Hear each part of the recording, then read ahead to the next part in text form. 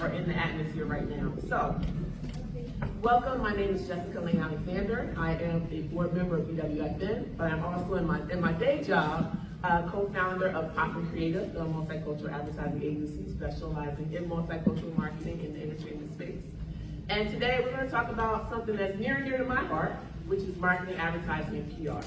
And I think in a world where, especially in this space, where people are so excited about the content creators and the production, we forget that to actually get it out there, for someone to actually show up, watch it, consume it, go to the place, go to the festival, go to the sporting event, you have to know about it. And to know about it, you are dependent upon your marketing, advertising, and PR teams to get you through that. So these wonderful women here represent all shades and facets of the industry, from the client side, the brand side, the agency side, and all of the disciplines that are needed and kind of that handle that promotional landscape. So I am not going to do introduction. I'm going to let them introduce themselves and tell you all about their wonderful careers. And I want you all to just leave with your first job of the industry. Your first job in the industry. So, Sharon, you want to start? Yes, that's what I was going to ask. Point of clarification. Well, you know what? We're going to get into that. So, Okay. so whatever you feel like is your first job, it can be non-paying, because I feel like that is an important part of the story of the marketing, advertising, and PR space. The non-paid opportunities. Yes. Good afternoon. How y'all doing? All right. My name is Yashina Roman. I am Vice President of Multicultural Marketing for Up Entertainment, and I'm in that role. I have the opportunity to lead the brand marketing efforts for not only Aspire TV, Aspire TV Plus, our SVOD, as well as Cine Romantico, which is our Spanish language fast channel. First paid job, first job in the industry was a non-paying job, and it's par for the course. And I was an intern for the Wendy Williams experience in New York City. I'm born and raised there. WBLS FM, a radio baby is how I got started.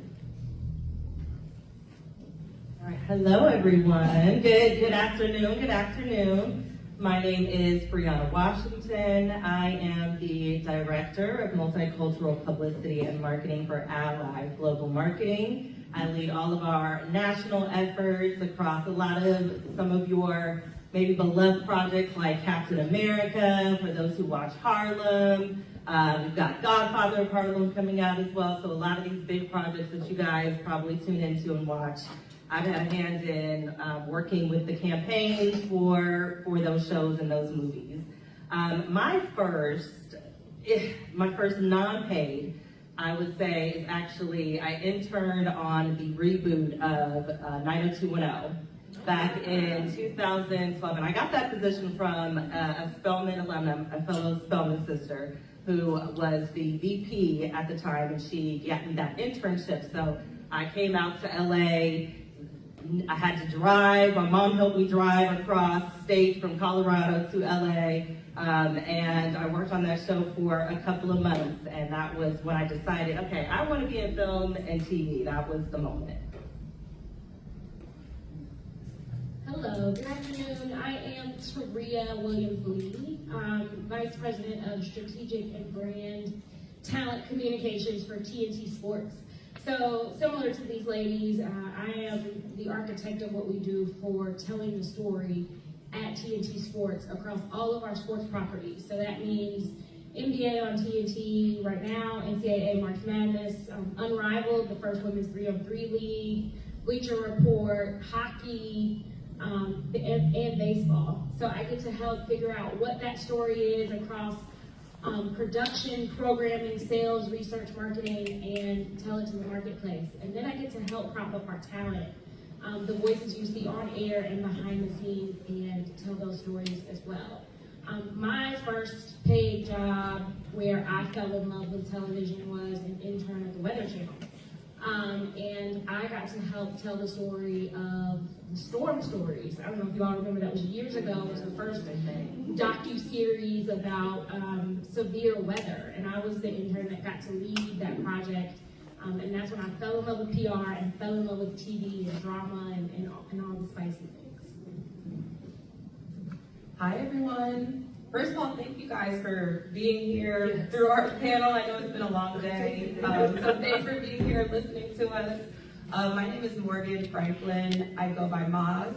I am currently the Senior Manager of Partnership and Experiential Marketing at Hlmmedia and TV. I think that my role is probably the most obscure of the roles on here. A lot of people who are not in the television industry are not aware of exactly how you are able to see the shows that you watch when you're streaming or you're watching on cable. So my job is a little bit of a mix of sales and marketing.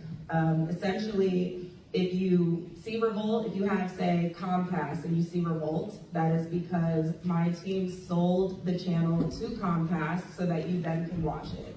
And then Comcast pays us a specific amount per subscriber on their platform. So whether you watch the channel or not, we still get paid. And as you can imagine, that can be really expensive. So we allocate a certain amount of that revenue towards marketing efforts with our partners. So basically what that means is I'm part of a team of 2 that manages the largest marketing budget at Revolt. So we partner our clients with our audience.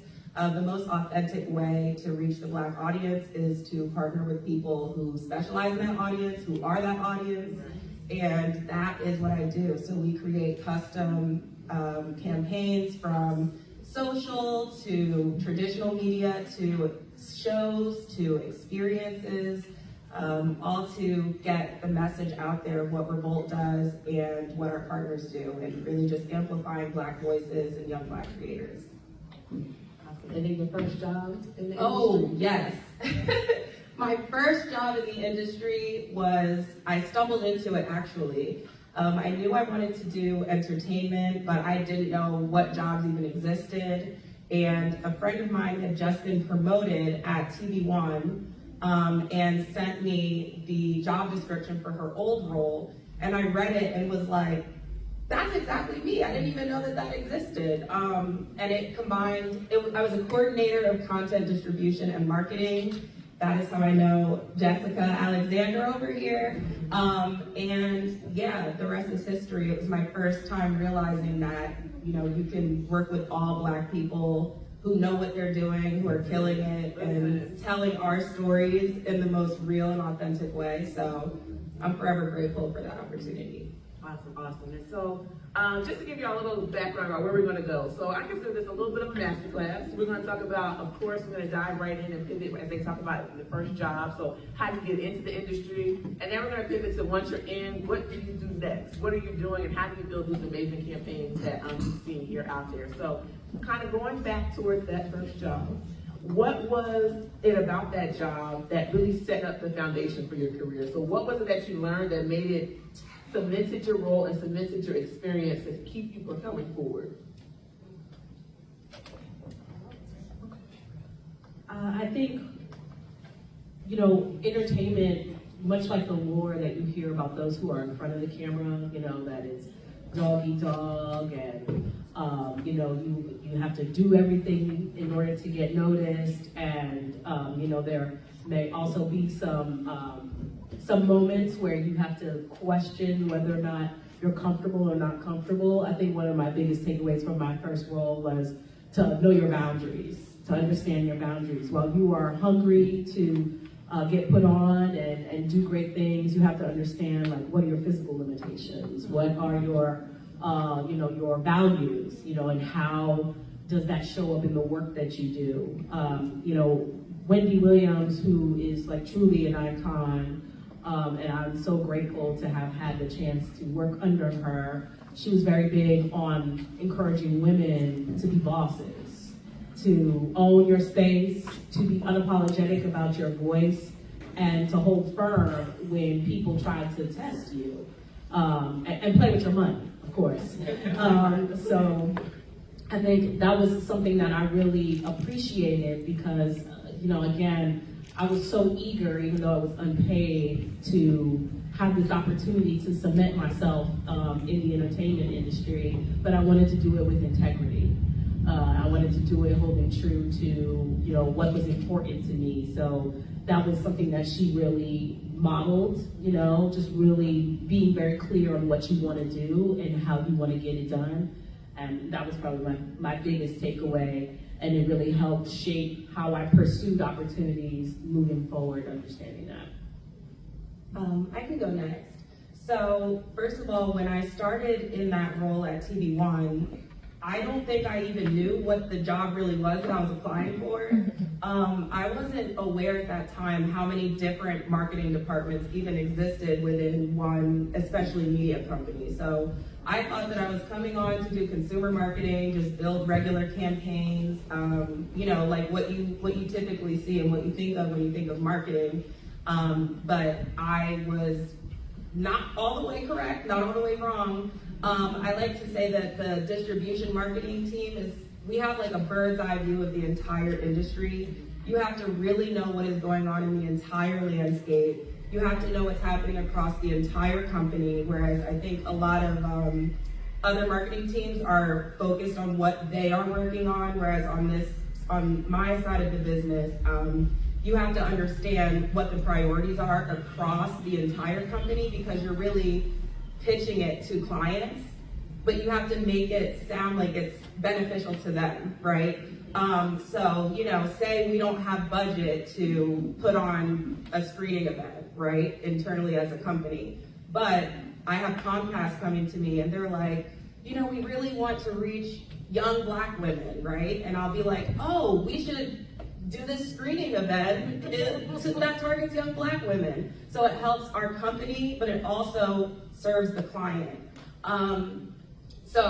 And I also learned that there is no real like training process. We used to always say it's baptism by hellfire. When you get in there, you don't have a whole lot of time to just learn and figure it out, but you have to listen. You have to trust the people that have been doing it longer than you, and really lean on your teammates. And the last thing that I learned is that Black women are the shit, honestly. I was on a team that was mostly Black women. My boss was a Black woman. The head of my department was a Black woman. The president was a Black woman. And they really poured into me. They gave me opportunities to fail. They, you know, gave me opportunities I shouldn't have probably even had at my level. And I'm forever grateful for that. And I'm here today because of them. So I think going off of the theme this year is pivoting, and I've had to pivot so many times throughout this journey. I actually started off going and pursuing film school. So I went to film school, write, produce, direct, and even though at Spelman, when I had a work study program, I always worked in the public relations department. So I always was involved in entertainment, but I'm a storyteller, always a writer. And so originally this was not what I truly wanted to do. I wanted to make movies, but over time I realized, you know what? Publicity and PR and marketing, it's another form of storytelling. And so being able to take some of those writing skills that I developed when I was in film school and writing scripts and telling these stories, I was able to kind of make it more digestible for a different type of audience. And so having that background of the filmmaking process then helps me understand, okay, I know what goes into making this. Now, how do we go into really selling it and really getting people interested and growing that awareness about the project? So being able to really pivot and adjust your course, because I'm not sure about who all is in the room and if everyone in here is like, yeah, I know I want to be in marketing. I know I want to be in PR. Maybe you're not. Maybe you are focusing on a different area, but being able to just really adapt and be flexible and knowing that the industry is always going to change. We see what's happening right now and how there is a big attack and a big pushback on being able to really connect with diversity, equity, and inclusion. And so even now today, we're finding with my company, we're like, okay, how do we ensure that we still are supporting these audiences who want to go out and see these movies, who want to go out and watch these shows? They still matter, they're still important, but we have to now find a new way and kind of pivot how we really reach those audiences. So I would say that's something that's really important, just being able to stay adaptable, flexible, and knowing when to pivot in your career? Sorry, what was the question? So as a little refresher, the question was, what about your first role set up the foundation for your career? So what did you learn and how did that get you to where you are today? Yeah, no, I thought that was what it was. I was just checking. The biggest thing for me, and I preach this all the time, relationships. When the job that I mentioned initially, my first one, I was an intern, and I saw relationships, the pros and the cons. The pros, it was another young lady, a black woman, who was an intern with me. She was on the marketing side, and I was on the PR side. And fast forward, we went our separate ways after that, but always stayed in touch. We are now the only 2 black VPs in sports. Okay. She is the VP of marketing and I'm the VP of PR. And when she was interested in coming over to sports, I had talked to her in maybe 3 years, and she called and said, hey, I'm in news. There's a position open in sports, I'm interested. And I said, let's get coffee. I know I've worked with you since the beginning. We hustled together.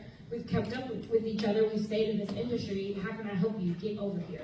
And now we are thick as thieves. When I'm not in a meeting and I need to know something she's telling me or vice versa, we're working on projects and campaigns together. So relationships start from the beginning and you have to nourish them and cultivate them. The con side was when I was an intern, I would sit down and have coffee with people in certain positions, tell them what I was looking for, or ask them how they got their start, and then that was it. I would be like, okay, great, nice to meet you, thanks, and then walk out. No follow-up, no, and this was before LinkedIn, before anything. It was just either an email or stopping by their office. It was just none of that because I didn't have anybody that instilled the importance of professional relationships in me when I was a student or when I was coming up. So I was just doing this just because I'm personable. I just want to meet you and know what you do. But I didn't understand there was a step 2. And I always tell people, you have to continue to nurture those relationships because those same people that I was speaking to when I was an intern, when I got to TNT, they were already there. So I could have been there, if that was my journey, a little faster or had a different path if I had stayed connected with them. So both sides of the coin, I am where I'm supposed to be now because of where I'm supposed to be and who put me there, but I think I've seen both sides and I can tell both stories. I'd like to piggyback on that because that was such an amazing point about relationships, and I think especially on the client side when you're doing partnership marketing, sometimes that relationship, sometimes the campaign doesn't hit the KPIs. Sometimes you don't meet the goals that you and the client set when you set out to create this campaign, right? And you really have to have a great relationship with your clients and a professional one, but I think also a personal one, because sometimes that personal relationship is the thing that gets the second contract, that gets the second opportunity, that gets the next, deal done. So I love that you brought that up because that is the crux of my whole industry and my whole job. So, okay, a couple of things as we go further down this masterclass. You all are talking about almost like two separate tracks. So on the track of just building promotional campaigns, you're talking about having a target audience, going after a target audience, building out campaigns to reach that audience and really get that awareness and that push up. But then you're also talking about something, the undercurrent of that is not only just doing the job, but then how do I get ahead? And that on the other side looks like, you're networking not just up, but across at your same level. So having those relationships, building conversations with people, making sure that as you work with clients or other partners that you all, it's not just one and done, it's not transactional, that you all have an existing conversation that you can go to them in your time of need. Because let's be clear, in these roles, there always is a time of need where you're gonna have to get someone and you need someone. So kind of pivoting in terms of in your different areas, how do you tackle some of the big rocks? So I know in the marketing, PR, advertising, all the things, one of the, I feel like sometimes we're problem solvers. So there are things that come, and sometimes that's what the job is. The job is problem solving, and they look, and the problems, they are small, big, and in between, and they kind of are varied. But how do you get through some of those things? Obviously, with the success you all have had, you all know how to tackle some problems. So like, for example, like one of the things that I know for sure that all of you all have done with is talent. Talent is a major, it can be a major asset and it can also be a major obstacle. So talent meaning the people in the show, talent meaning the producers, talent meaning the production companies. So how do you, like especially Terrell, for you work with sports legends. And I feel like you work with talent all the time. How do you consistently get them on board, especially when I feel like a lot of times they know better than you do about how to launch their campaigns? Share a little. They know better than me, they have more money than me, they're taller than me. Like I said, I'm going to stay on the training relationships because that's been my secret weapon since I started. I got a tip when I first started in sports because I'm 5'3", and I typically don't wear heels, especially at work when I'm running around trying to tell people what to do. And I'm always smiling. So a man that is 7 foot tall or, is not gonna see me, right? Or not gonna take me seriously. My secret weapon is to always learn who they are as individuals, because I've noticed even with coworkers or just random people, they're always astonished by their accolades. So in 1990, like when you hit that grand slam, like how did that feel? Like I don't care about that. That's not my steez. How are your kids? Did you put them in Little League? Or, I've seen their kids grow. I've been there 15 years and I've seen their kids grow.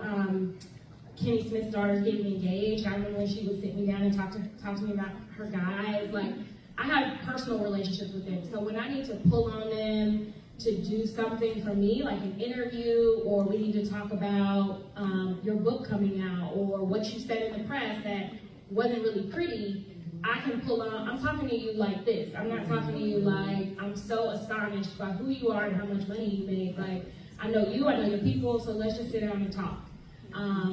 It was a situation at All-Star last year that I had to pull one of the talent aside and like brother, sister, we were like talking at each other like crazy, and realizing that's not my job, but I was like, we're gonna solve this problem, and if I have to talk to you like this, then that's how I'm gonna have to talk to you. And at the end of the day, he even said it, he was like, I respect you because you're not talking to me like some of these other people in this building who are scared to talk to me or scared of what I'm gonna do. Like, you're really gonna tell me when I'm wrong or when I'm right, and you're gonna help me fix the problem. So I've always just treated them like people. Like, you have a badge just like me, swipe it into this room, and we're gonna sit here, I'm gonna talk about what you need, what I need, and where we can come to a compromise. And luckily it has worked these last 15 years.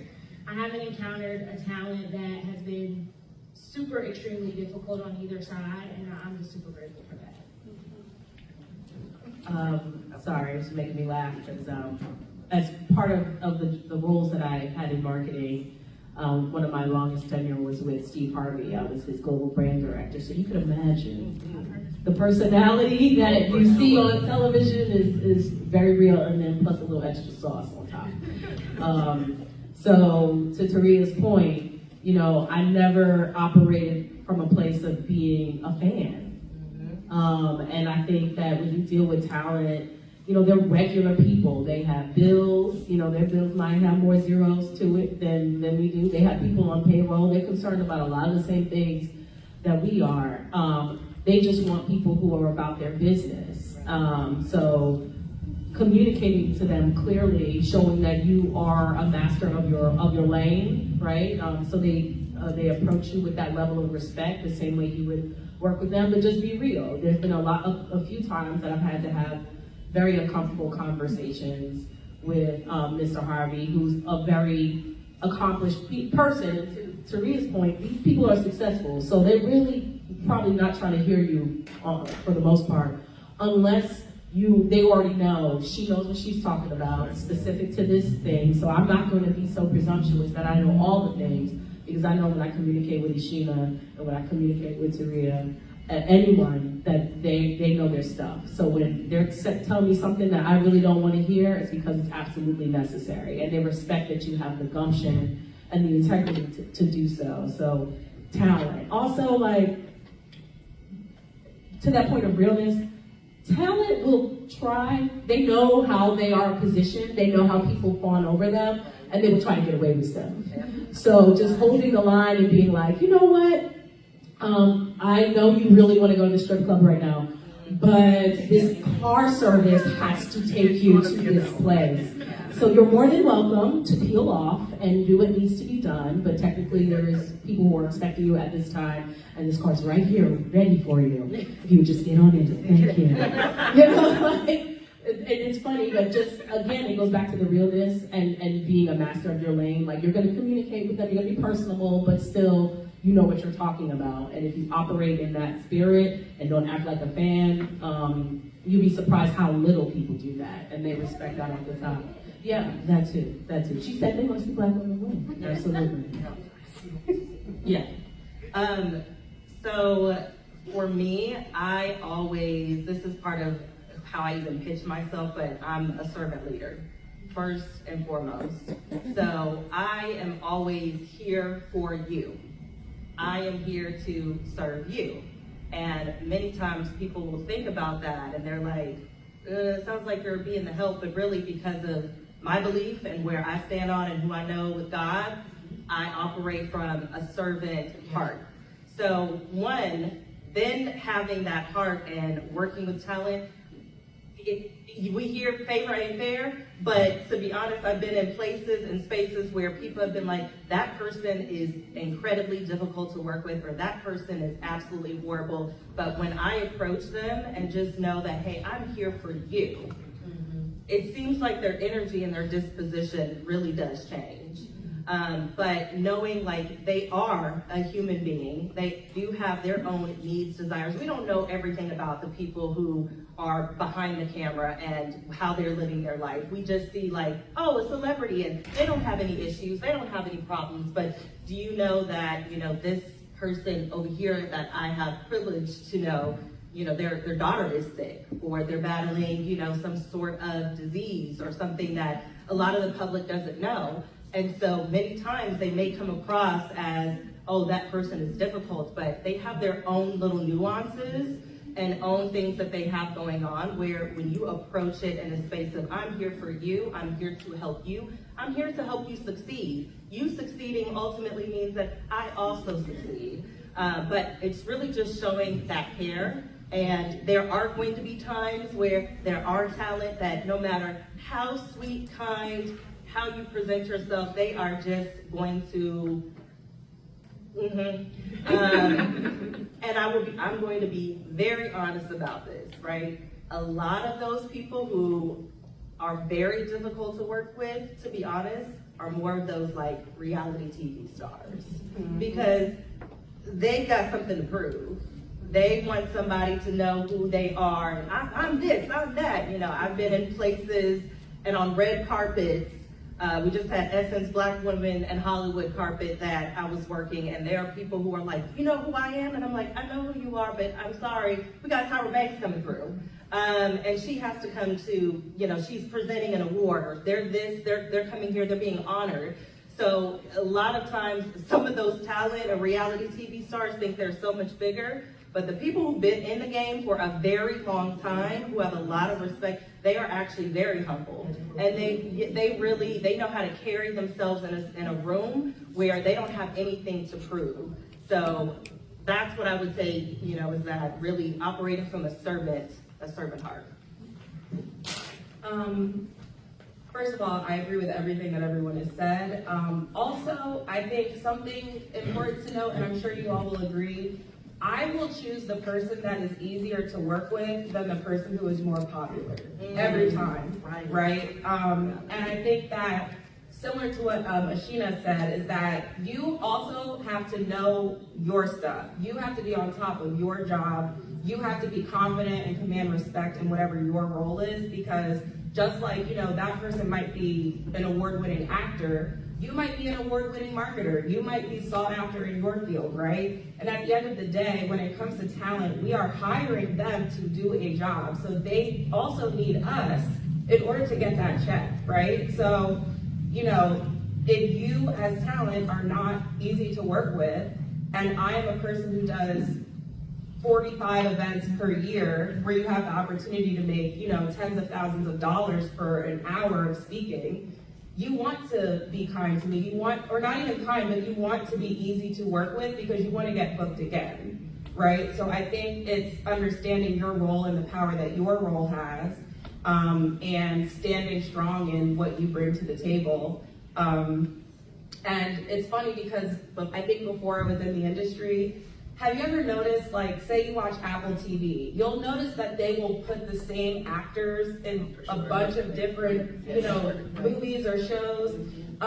Whatever the network is, you'll often see that, and it's because these people have proven themselves to be really easy to work with. Right. They get there on time. They're not causing more problems than what's necessary, and also, I think in this industry as a whole, you have to be adaptable. Today is an example. Sometimes the program doesn't run on time, right? But you want to work with the talent that's going to be like, it's all good. You do what you need to do. We're here waiting. Just let us know what you need. So I think that's what I would say about working with talent. And I appreciate y'all for being ultimately flexible.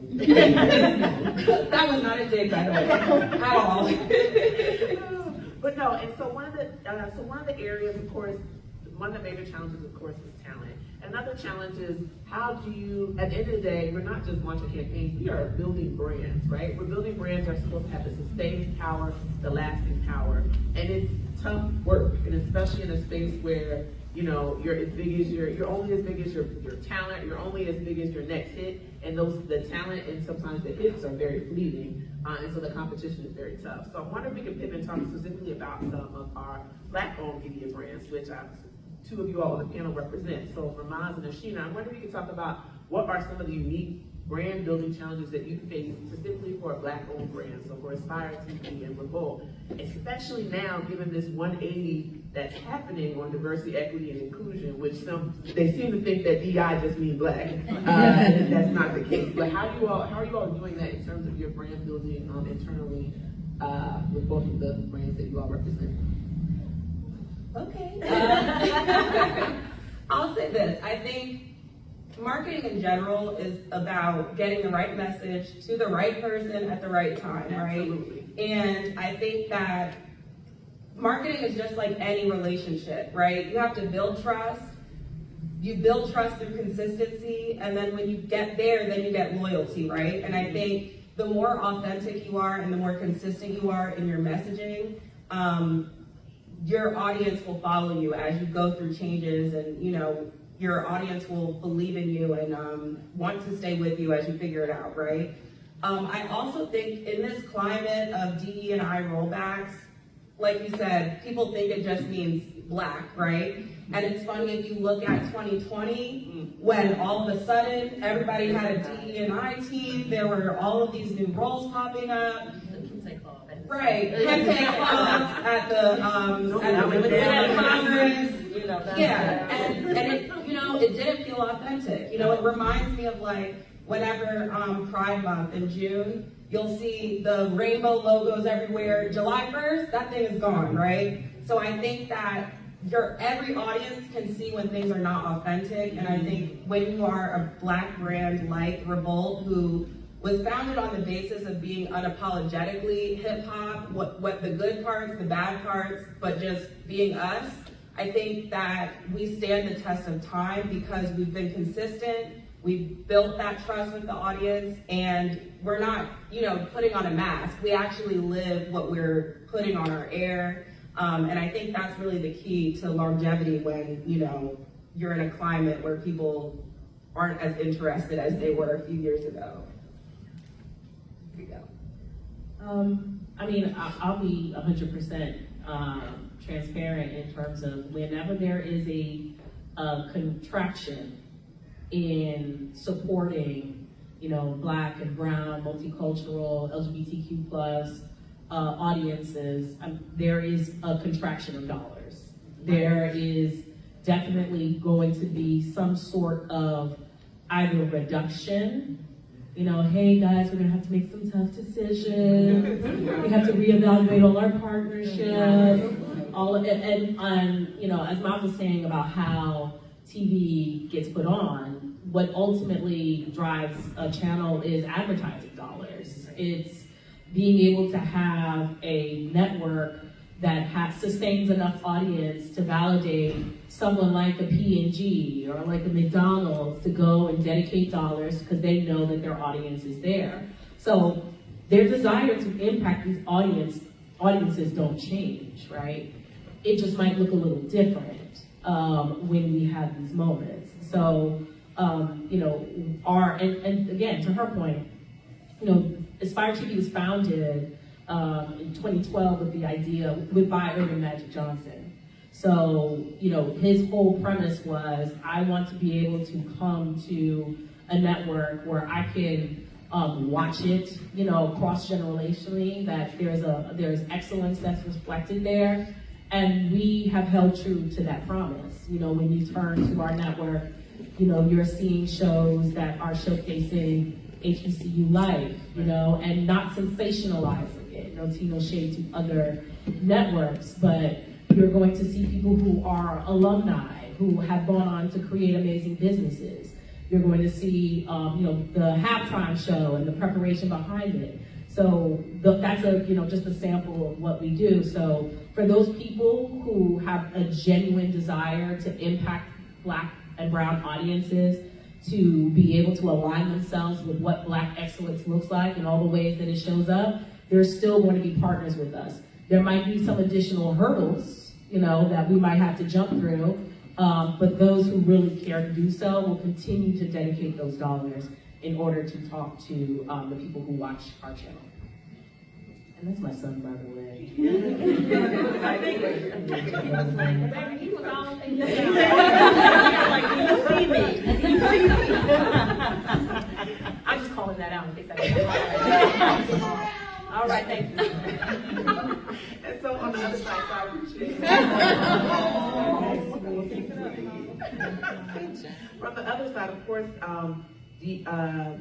not from the Black-owned media side, but from more the mainstream media side, I would say. So for Terrell and Brianna, like you all work with, obviously Terrell with you for Warner Mother Discovery, big brand, big network, and you think that it doesn't have its challenges. And then for Brianna, for you, I know you work with clients like Netflix, Hulu, Amazon Prime. They're big, they're huge, everyone knows them. You wouldn't think, what challenges could they have? But they still do have challenges. I'm wondering if you can talk about what are some of those challenges that they have on the other side, that you all have been charged to help solve or to help rectify?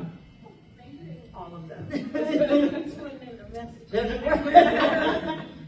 to think of my talking points.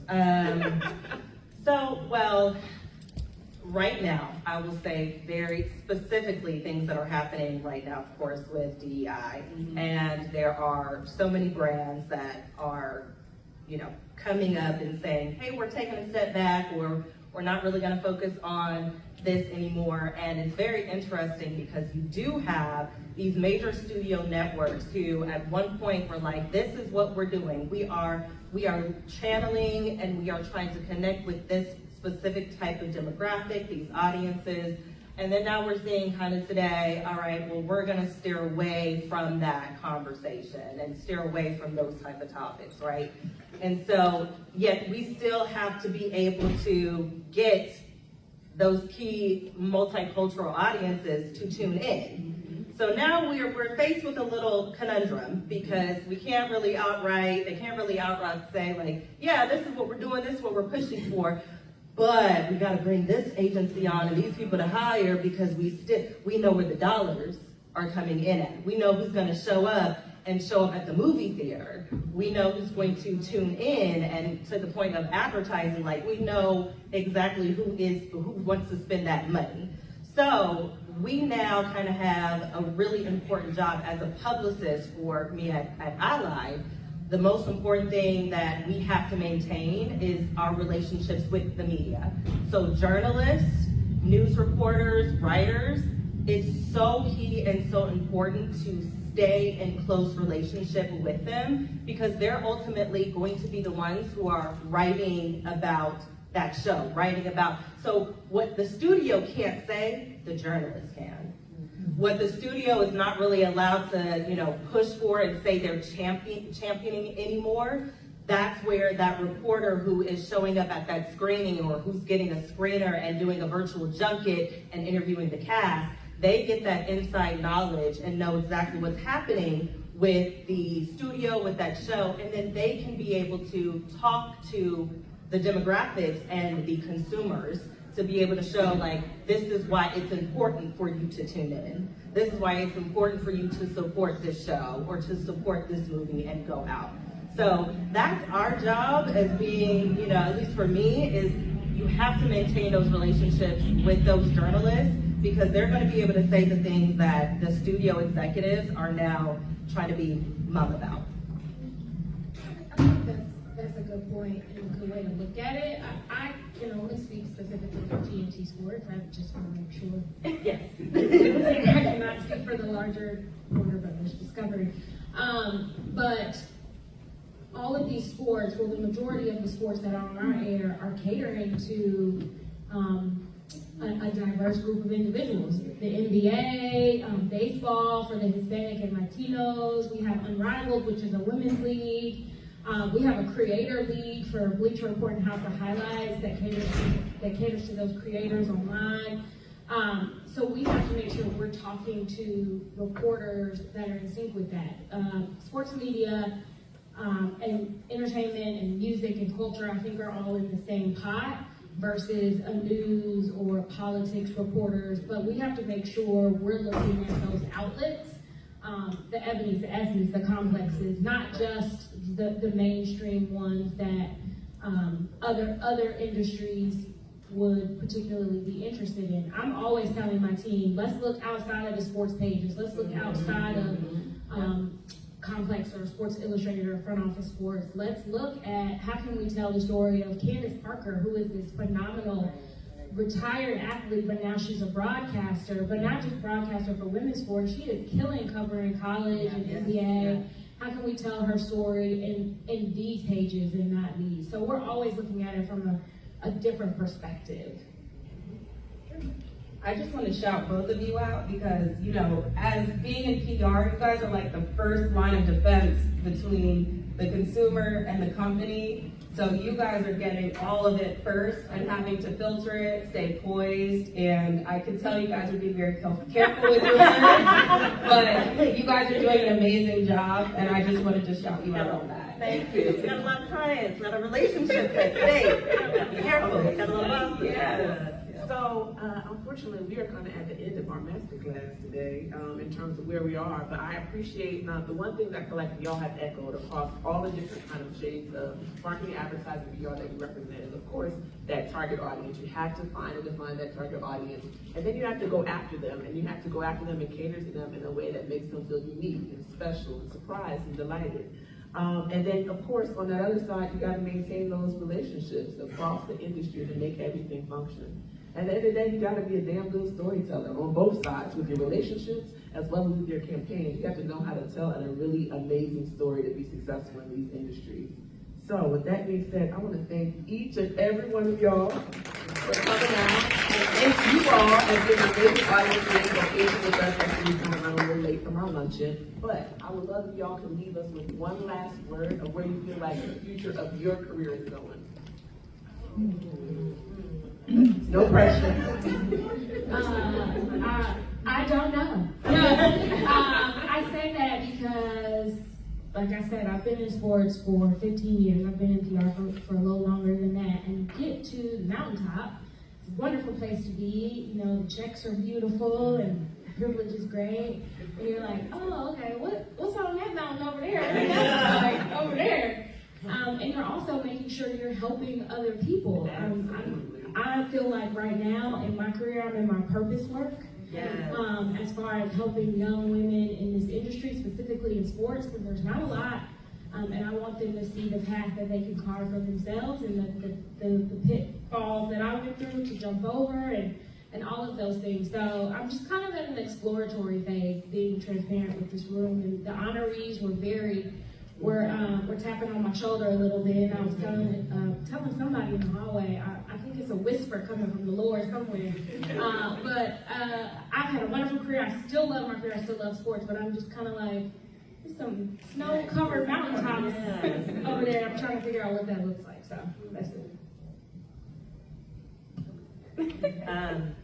I think for me, what's next is ultimately, I'll say what I'm hoping will come next, which is really what I would call, I want to be a media mogul, essentially. Amen. And being able to touch all facets of entertainment and production. So having, my own business, having my own production company, and being able to, really just champion more of our stories, especially as Black women. So ideally, I echo what you say, being in a place of purpose work. I hope, and what I've been getting is I love connecting with people. I love just knowing someone and them saying, yeah, I'm looking for this, I'm looking for that. And then I'm like, okay, my mind starts going like a Rolodex. And I'm like, who do I know who I can connect you with so that you can get where you need to be at? Y'all can meet, and then, you're off, right? And so I don't know, I'm always trying to get somebody a job. I'm always trying to connect somebody and put them on. And, so I don't know exactly what that means and where that's going to, but I feel like God is like, that's what you love to do. You love doing that. You're successful with doing that. Maybe turn that into a business. So not knowing exactly what, but that's what I'm speaking about. My word is more. Yes. More access, more impact, more money, more joy, more life, more learning, more miracles. I'm focused on more, and God's gonna put the picture of what that looks like. But I'm just sitting, obedient, and ready to receive and give more. Oh, okay, I guess it's me. I think that, as all of these wonderful ladies were talking about, I was thinking about an article that I read yesterday, where Issa Rae was interviewed, and she said that she didn't really plan to be an actress. Someone turned down the role, and she was there, so that's how she ended up in Awkward Black Girl. And she was talking about how sometimes being in front of the camera or being the face of your own brand is what sets you up for the next opportunity. And it's unfortunate that it works like that, because there are so many talented people behind the scenes that are just, killing it, and who might be better than the person that you see in front of you, right? But I think being on panels like this, and I don't even really believe in networking as a concept. I just believe in making authentic relationships and connections with people who share similar mindsets to me. So I think what's next for me is continuing to just put myself out there, meeting more people who can put me in better positions, who I can put in better positions, learning more, and just being open to whatever comes next. That's all I've really got. Well, thank you all so much. This is the last panel of the day, so now y'all are officially free. But I hope you all had an amazing, but also an inspiring time today. I feel like this is the culmination of a real, we worked very long, tireless months to put this together, and this is really truly an amazing culmination for the event. So I hope that you learn, I hope that you grow, and I hope that you come back. If not for the summit, for another Black Women Film Network event. And so we hope to see you soon, but if I do not, be well and be great. So thank you all very much. And if you have any desiring questions, hopefully you can catch one of these amazing ladies on the way out, since I've held them hostage for quite some time. So thank you all again. Give yourselves an amazing round of applause. I do have a friend, she does this. I will read this.